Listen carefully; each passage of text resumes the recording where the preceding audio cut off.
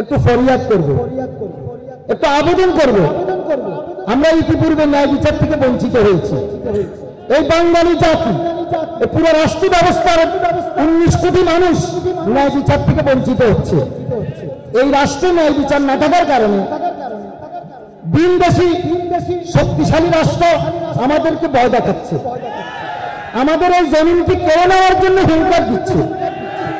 আমরা রাষ্ট্রের কাছে ন্যায় বিচার চাই, সারা পৃথিবীর সমস্ত রাষ্ট্রের কাছে আমরা ন্যায় বিচার চাই। আসসালামু আলাইকুম ওয়া রাহমাতুল্লাহি ওয়া বারাকাতুহু। নাহমাদুহু ওয়া নুসাল্লি আলা রাসূলিল কারীম, আম্মা বা'দ। আলহামদুলিল্লাহ, আমাদের প্রোগ্রামের প্রায় সমাপ্তির কাছাকাছি আমরা চলে আসছি। অত্যন্ত ধৈর্য সহকারে আপনারা বসছেন। আপনাদের আজকের এই উপস্থিতি আমাদের পথ চলার অনুপ্রেরণা। আপনারা এখানে উপস্থিত হয়ে আমাদেরকে গর্বিত করছেন, এই কোরআনের মজলিসকে গর্বিত করছেন। আল্লাহ আমাদেরকে আগামী দিনে এভাবে কোরআনের মজলিস করার তৌফিক দান করুন। আল্লাহ জাল্লা জালালুহু ওয়া আম্মা নওয়ালুহু পৃথিবীর বুকে রাসূল পাক সাল্লাল্লাহু আলাইহি সাল্লামের কাছে প্রথম যে কথা নিয়ে আসছেন, যে শিক্ষা দিয়েছেন, ইকরা, তুমি পড়ো, ইকরা। আমরা সেই কোরআনের আলোকে আমরা আপনাদেরকে দাওয়াত করছি। বিগত 10টি বছর আমরা এখানে কেরাতের সম্মেলন করছি। আলহামদুলিল্লাহ, আমরা 11তম বর্ষে পদার্পণ করছি। আপনাদের সম্মুখে খুব সংক্ষেপে আমি দুটো কথা বলব। সাইয়েদনা ইব্রাহিম আলাইহিস সালাম একটা রাষ্ট্রের বুনিয়াদকে যখন স্থির করছেন, একটা রাষ্ট্রের অবকাঠামো যখন তৈরি করছেন, তো আল্লাহ সুবহানাহু ওয়া তাআলা সাইয়েদনা ইব্রাহিম আলাইহিস সালামকে একটা তালিম দিয়েছে। তিনি আল্লাহর কাছে ফরিয়াদ করছেন, রব্বি জাআল হাদা বালাদা আমিনা, রব্বি জাআল হাদা বালাদা আমিনা। আয় আল্লাহ, তুমি এই শহরকে নিরাপদ করো, আয় আল্লাহ, তুমি এই রাষ্ট্রকে নিরাপদ করো। আমি আপনাদের সামনে বলবো, একটা রাষ্ট্রের নিরাপত্তার প্রথম শর্ত হলো ন্যায় বিচার। একটা রাষ্ট্রকে পরিচালনার জন্য, একটা রাষ্ট্রের নিরাপত্তার জন্য ন্যায় বিচার অত্যন্ত জরুরি। কিন্তু দুর্ভাগ্যবশত আমাদের এই বিশাল জনগোষ্ঠী, আমাদের এই ইসলামিক জনগোষ্ঠী, আমাদের এই কোরআন প্রিয় জনগোষ্ঠী ন্যায় বিচার থেকে বঞ্চিত। একটু আদালতের দিকে যদি আমরা লক্ষ্য করি, আমাদের দেশে ন্যায় বিচার পাওয়া যায় না। আমি এই কেরাত সম্মেলনের মাধ্যমে আমাদের এই রাষ্ট্রের কাছে একটু ফরিয়াদ করব, একটু আবেদন করব। আমরা ইতিপূর্বে ন্যায় বিচার থেকে বঞ্চিত হয়েছি। এই বাঙালি জাতি, পুরো রাষ্ট্র ব্যবস্থার 19 কোটি মানুষ ন্যায় বিচার থেকে বঞ্চিত হচ্ছে। এই রাষ্ট্রে ন্যায় বিচার না থাকার কারণে বিনদেশী শক্তিশালী রাষ্ট্র আমাদেরকে ভয় দেখাচ্ছে, আমাদের এই জমিনকে কেড়ে নেওয়ার জন্য হুঙ্কার দিচ্ছে। আমরা রাষ্ট্রের কাছে ন্যায় বিচার চাই, সারা পৃথিবীর সমস্ত রাষ্ট্রের কাছে আমরা ন্যায় বিচার চাই। আমরা আমাদের এক তিল পরিমাণ শক্তি থাকতে আমরা এই কেরাত সম্মেলনের মাধ্যমে আমরা হিন্দু, মুসলমান, খ্রিস্টান সকল ধর্মের মানুষগুলো আমরা এক প্ল্যাটফর্মে আসছি। আমরা আমাদের শরীরে এক ফোঁটা রক্ত থাকতে আমাদের এই ভূখণ্ড অন্যদের কাছে ছেড়ে দেব না, ইনশাআল্লাহ। সাইয়েদনা ইব্রাহিম আলাইহিস সালাম দ্বিতীয় যে কথাটা বলছেন, ওয়ারযুকহুম মিনাস সামারাত, আয় আল্লাহ, ওদেরকে তুমি কি দাও? ফল ফুলুক দিয়ে খাদ্য দাও, আটার বস্তা দাও, চাউলের বস্তা দাও। এই দোয়া তিনি করেন না। বৈজ্ঞানিক এক ব্যাখ্যা আছে এখানে, এই দোয়া কেন তিনি করেছেন? ওয়ারযুকহুম মিনাস সামারাত, মাইশাত মজবুতের জন্য ফল ফুলুকের মৌসুমী ফলের বিকল্প কিছু নেই। সর্বোপরি সুষম খাদ্যের প্রয়োজন।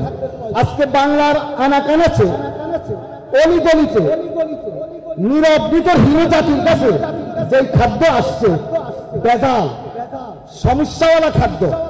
আমরা এই নির্ভেজাল খাদ্যের জন্য রাষ্ট্রের কাছে ফরিয়াদ করব, রাষ্ট্রের কাছে আবেদন করব। খাদ্য নিরাপত্তার জন্য, নিরাপদ খাদ্যের জন্য যেটা প্রয়োজন, ব্যবসায়ীকে ভালো হইতে হবে। আমাদের এই দেশের যারা ব্যবসায়ী, এরা ভালো নয়। জালিয়াতি, দুর্নীতিবাজ, মৌজুদদারি ব্যবসায়ীর হাতে আজকের বাংলাদেশের ব্যবসা।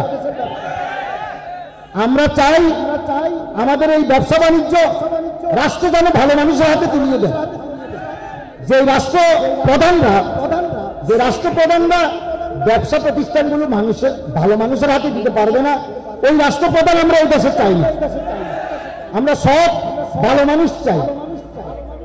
তৃতীয় সাইয়েদনা ইব্রাহিম আলাইহিস সালাম একটা রাষ্ট্রের বুনিয়াদের জন্য আরেকটা কথা বলেছেন, রব্বানা ওয়াবআস ফীহিম রাসূলাম মিনহুম ইয়াতলু আলাইহিম আয়াতিক ওয়া ইউআল্লিমুহুমুল কিতাবা ওয়াল হিকমা ওয়া ইউযাক্কিহিম।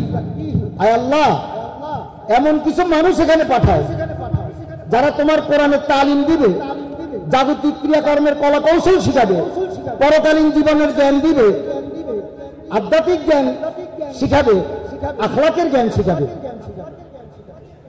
আল্লাহ তাআলা কত চমৎকার ব্যাখ্যা দিয়ে নবীজি আমাদের কাছে কোরআনের আয়াতগুলো ব্যাখ্যা করে গেছেন, অনুবাদ করে গেছেন।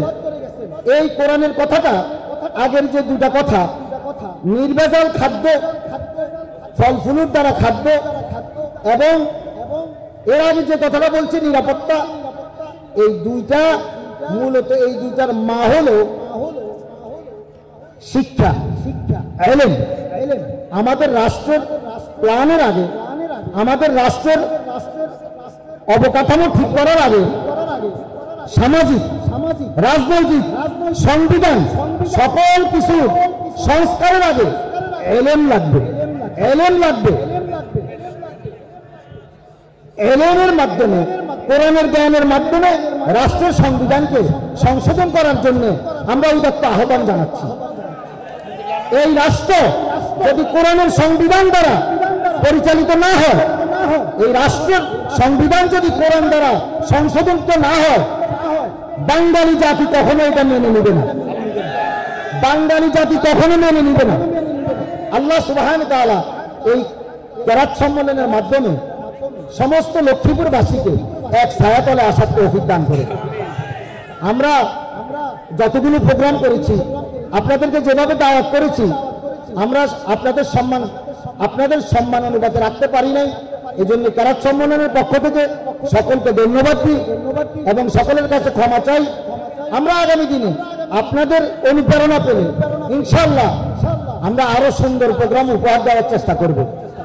আমি খুব সংক্ষেপে শেষ করছি।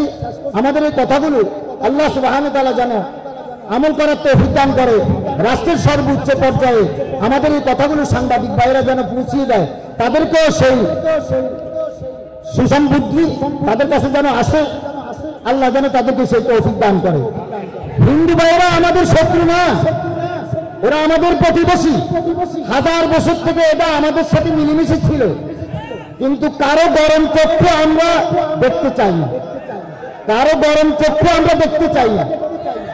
আমরা নিরাপত্তার সাথে এই রাষ্ট্রে বসবাস করতে চাই। আল্লাহ আমাদেরকে নিরাপত্তার সাথে থাকার তৌফিক দান করে। ওয়া আখিরু দাওয়ানা আনিল হামদুলিল্লাহি রাব্বিল আলামিন।